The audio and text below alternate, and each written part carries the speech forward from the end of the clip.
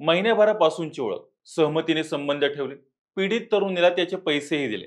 स्वारगेट शिवशाही बलात्कार प्रकरणातील आरोपी दत्ता गाडे सापडल्यानंतर समोर आलेली ही माहिती. त्याच्या वकिलांच्या जबाबातून अनेक धक्कादायक आणि या प्रकरणाचा गुंता वाढवणाऱ्या अनेक गोष्टी देखील समोर आल्या आहेत. दत्ता गाडे आणि पीडितेची आधीपासूनच ओळख होती. शिवशाही बसमध्ये सुरुवातीला तो चढला, नंतर पीडित तरुणी गेली. नेहमीचा रूट असताना आणि पीडित तरुणी शिक्षित असताना बस कुठे लागते हे तिला माहित नव्हतं का? जर तिला फलटणला जायचं होतं तर मग पोलिसांनी आधी सोलापूर आणि मग सातारा असं का सांगितलं? अशा एक ना अनेक खुलाशांनी नेमकं खरं कोण आणि खोटं कोण हाच मोठा प्रश्न बनून गेलाय. आरोपीला सराईत गुन्हेगार म्हणण्याचा आणि पीडित तरुणीच्या जबाबावरही अनेक शंका उपस्थित केल्या जात आहेत. पोलीस कस्टडीत असणाऱ्या दत्ता गाडे याचं संपूर्ण प्रकरणावर नेमकं काय म्हणणं आहे? जर खरंच सगळं सहमतीने झालं होतं तर दत्ता गाडे पळून का गेला होता? स्वारगेट शिवशाही बलात्कार प्रकरणातील नेमकं खरं वर्जन कुणाचं? दत्ता गाडेचं की पोलिसांचं? सगळं व्यवस्थित समजून घेऊयात आजच्या व्हिडिओच्या माध्यमातून. हॅलो, मी शुभम आणि तुम्ही पाहताय हॅलो महाराष्ट्र. स्वारगेट बस स्थानक बलात्कार प्रकरणातील आरोपी दत्ता गाडेला पुणे न्यायालयानं काल 12 मार्च पर्यंत पोलीस कोठडी सुनावली.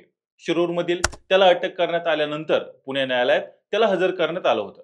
त्याची पोलिसांकडून बरीचशी कसून चौकशी देखील करण्यात आली. पोलीस आणि पीडित मुलगी घटनेचे एक वर्जन सांगत असताना दुसऱ्या बाजूला मात्र आरोपी दत्ता गाडे आणि त्याचे वकील या घटनेचं दुसरंच वर्जन सांगतायत. पीडितेचे आणि पोलिसांनी दिलेल्या जबाबात आरोपीनं फितवून पीडित तरुणीला शिवशाही बसमध्ये नेलं आणि जीवे मारण्याची धमकी देऊन अतिप्रसंग केला हे वर्जन सांगण्यात येत आहे.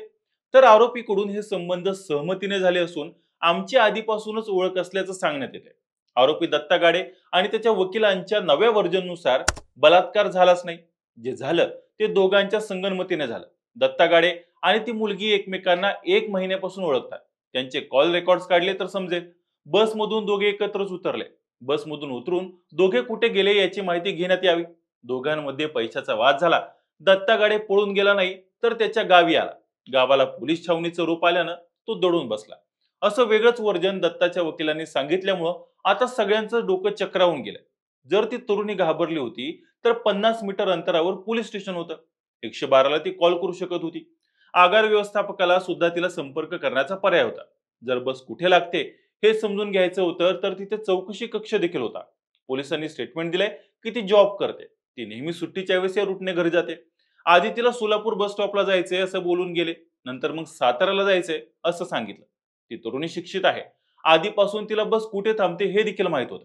मग तिला फितून घेऊन गेला असं कसं म्हणता येईल असा सवाल देखील आरोपी दत्ता गाडेच्या वकिलांनी उपस्थित केलाय. हे सगळं कन्सर्न म्हणजे सहमतीनं झालं होतं. तिला त्याचे पैसे देखील दिले होते. त्यानंतर आरोपी त्याच्या गावी आला होता. तो काही पळून गेलाच नव्हता. मात्र प्रकरण चिघळलं. त्याला वेगळा अँगल आला. गावाला छावणीचं स्वरूप आलं आणि त्यामुळे तो तिथून बिथरून पळून गेला. असा देखील खुलासा त्याच्या वकिलांनी केला. त्यामुळे सरकारी वकिलांचं एक वर्जन आणि दत्ता गाडेच्या वकिलांचं दुसरं वर्जन. पीडितेचा वेगळा दावा तर आरोपी दत्ता गाडेचं वेगळंच म्हणणं. यात संशयाची जागा नेमकी कुठं आहे याचाच मेळ कुणाला लागेना झालाय. बाकी तुमचं या संपूर्ण प्रकरणावर नेमकं काय मत आहे ते आम्हाला आमच्या कमेंट बॉक्समध्ये नक्की सांगा. आणि अशाच नवनवीन आणि माहितीपूर्ण व्हिडिओसाठी आमच्या हॅलो महाराष्ट्र या चॅनलला लाईक, शेअर आणि सबस्क्राईब करायला विसरू नका. व्हिडिओ शेवटपर्यंत पाहिल्याबद्दल धन्यवाद.